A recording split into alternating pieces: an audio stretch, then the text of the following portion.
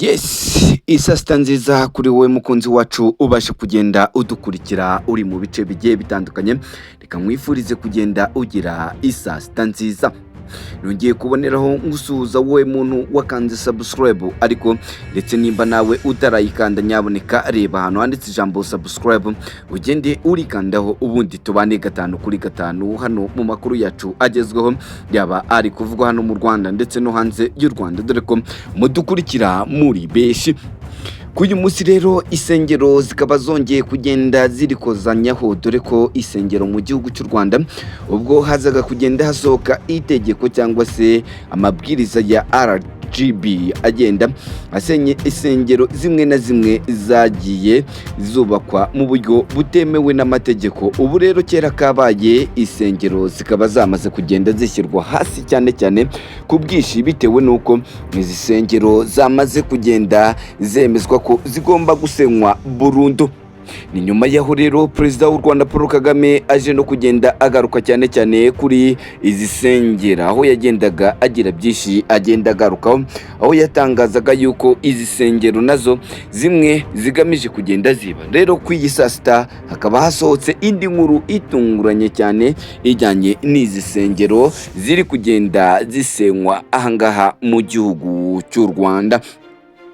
Nagari iminsi myinshi ishize rero, dore ko ubu ngubu hano mu gihugu cy'u Rwanda nyuma yaho haje kugenda hatangazwa amabwiriza asenya isengero, ubu kuri uyu munsi hakaba hongeye kugenda hasohoka verisiyo nshyashya, ari nayo tugiye kugenda tugarukaho. Nyaboneka abantu benshi bakaba bakomeje kugenda bavuga ati ibintu byacitse, ndetse yemwe nta n'ikidasanzwe cyaje kugenda kiba, dore ko benshi bagiye batanga ibitekerezo bigiye bitandukanye.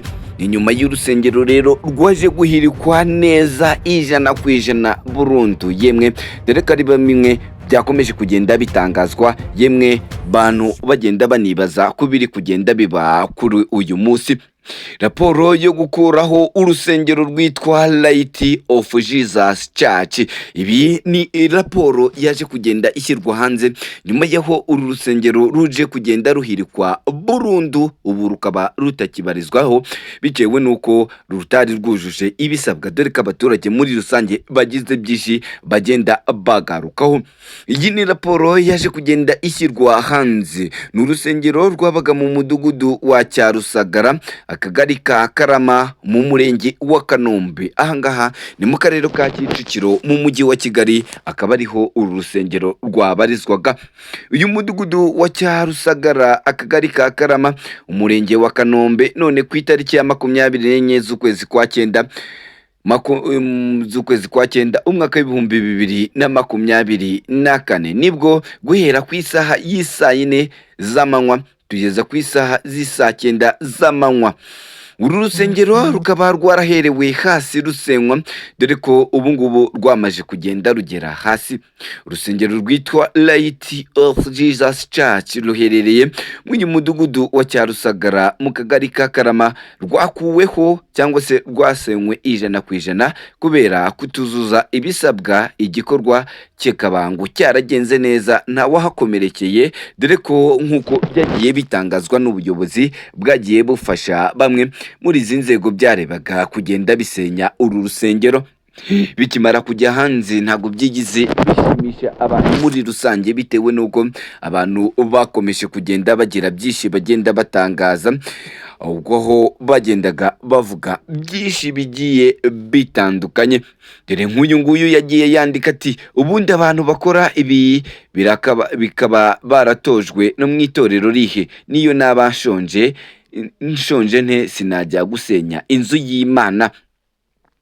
Mu bandi bakomeje bagira icyo bagenda batangaza harimo uyu witwa Patrick Niyoshima, yagize ati buriya nta kuntu hazarebwa uburyo hashakwa rwiyemezamirimo utsindira amasoko yo kujya akuraho inyubako zitujuje ubuziranenge, aho kugira ngo abaturage nk'aba bakore aka kazi, nk'uko iyo urebye ubona ubuzima bwabo nabo bushobora kujya mu kaga, kandi ugasanga nta health insurance bafite muri uku gusenya izi sengero.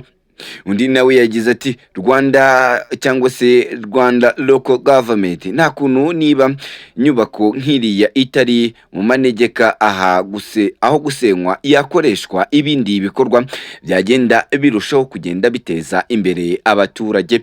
Mu bitekerezo bimwe byakomeje kugenda bitangwa, hari uyu Mwenimana yaje kugira ati nizere ko mu nyandiko RGB yasenywe burundu bikomereza n'ahandi inama y'u Rwanda iganze muri twe.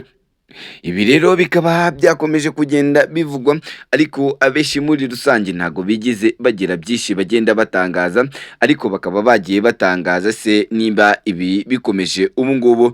Urasanga ahangaha mu gihugu cy'u Rwanda abantu bari kwerekeza he cyangwa se bagana hehe? Ni mu gihe perezida w'u Rwanda Paul Kagame ndetse n'abandi bayobozi bagiye batangaza yuko ahangaha nta kintu n'iki ngiki gisobanutse cyo kuba hari uwagenda ahungabanya amutuze cyangwa se agenda arushaho kuba yagenda acucura utw'abaturage yitwaje amadini. Paul Rusesabagina uherutse kubeshya abari mu mujyo umwe we nabo kuvuga nabi u Rwanda, ubwo ari mu kiganiro cyabereye i Buruseli kikitabirwa n'abantu bagera ku 100. Ni imbwirwaruhame yari igizwe n'ibinyoma bikurikira. Uyu Paul Rusesabagina yabeshye ko umuhinzi yahinze umusaruro utwarwa n'ubuyobozi mu gihugu cy'u Rwanda. Uyu kandi yise imidugudu y'u Rwanda yose iri mu gihugu ko ari gereza. Uyu kandi akaba yarakomeje abeshya ko 90% by'abanyarwanda batagira akazi. Yabeshye ko u Rwanda hari gereza 19. Akaba yaravuze ko yari yanze gusohoka muri gereza. Yirengagije ibyo yanditse mu ibaruwa ye mu ibaruwa ye aho yari ariho asaba perezida w'u Rwanda Paul Kagame imbabazi, ari nazo zatumye ari hanze. Ubu akaba agenda atangaza ibi ngibi. Paul Rusesabagina uherutse kubeshya abari mu mujyo umwe nawe wo kuvuga nabi u Rwanda, abatera ibinyoma bya semuhanuka ubwo bari mu kiganiro cyabereye i Buruseli nk'uko cyari cyitabiriwe n'abantu barenga 100. Ibi yabeshye ko umuhinzi iyo ahinze umusaruro utwarwa n'ubuyobozi. Rusesabagina mu mvugo ye yabeshye abari bamuteze amatwi bahuje umugambi ngo mu Rwanda umuhinzi iyo ahinze atemererwa gusarura, ahubwo ko ngo bisarurwa n'ubuyobozi. Mu magambo ye yagize ati ibyo wahinze byose ntabwo uba ari ibyawe, biba ari ibya Kristo Venture. Ni imvugo idahuye n'ukuri, kuko nta hantu na hamwe mu Rwanda umuturage ahinga hanyuma ngo AFPR cyangwa se Kristo Venture cyangwa se abayobozi be aribo basarura. Ubwo yatangaga urwo rugero yitaga ku bahinzi bo mu kiyaga cya Bugarama i Rusizi baherutse kugaragaza ko bari barabuze abaguzi, umuceri wabo ukangirika. Ikibazo cyabo cyakomejweho na Perezida Paul Kagame muri Kanama ndetse bahita bashyikirizwa umuguzi, ikibazo kirakemuka. Ibyo Rusesabagina avuga ko ibyo biba byo ari abahinzi bari kwinubira ko wenda bari guhendwa n'umuguzi umwe bategetswe kugirwaho nawe, aho kuvuga ko umusaruro we wari kwangirika. Kuba bisobanukiwe, Kristo Venture Limited CVR ni ikigo kigenga gikora ishoramari gishamikiye ku muryango wa FPR Inkotanyi, cyashinzwe mu 1995 mu mazina ya Tristo Investment Limited. Gishingwa cyari kigamije kugenza ibicuruzwa bikenerwa mu Rwanda nk'umunyu, isukari n'ibindi, nk'uko nta bucuruzi bari bahari. Amafaranga yakoreshwaga icyo gihe yari ayasagutse ku misanzu y'abatanzwe n'abanyamuryango ba FPR Inkotanyi yo kwifasha mu rugamba rwo kubohora igihugu cy'u Rwanda. Kristo Venture Limited ntisarura imitungo y'abaturage, ahubwo ishora mu ngeri zitarimo abandi mu bintu igihugu gikeneye kurusha ibindi. Niba hakenewe ibigo bikora imihanda, aho niho ishora kugira ngo ikemure ikibazo gihari.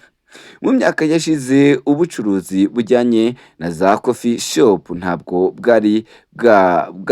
bwagatangiye gutera imbere. Icyo gihe Kristo Venture Limited yashoye imari muri Bana Coffee, ari uko byagiye bitera imbere yatangiye kugabanya ingufu yabushyizemo ijya mu bindi. Ni naho bigenda mu zindi ngeri. CVR yashoyemo imari ibarizwa mu bigo nka Inyange Industry NPD Limited, Isco Security, Ria Construction, East Africa Gene Industry. Rusesabagina yibagiwe kubwira abantu bari bamukurikiye ko Kristo Venture Limited yita ku bahinga bose iyo bahingira. Icyo kigo kitari icya leta gitanga imirimo myinshi mu gihugu. Ni mu bikorwa k'uyu wa kabiri wa leta uyu mugabo yakomeje kugenda atangaza, nubwo abaturage muri rusange bakomeje kugenda bagira byinshi bagenda bamunengaho, dore ko yirengagije ndetse akanibagiza ejo bundi ubwo yari ariho asaba imbabazi leta y'igihugu cy'u Rwanda. Ibi ngibi ari nabyo abaturage muri rusange bakomeje kugenda banenga uyu mugabo ukomeje kugenda arushaho, dore ko abenshi banavuga se ko yagiye yihakana ko atari umunyarwanda, ubundi igihugu cy'u Rwanda agishakaho iki?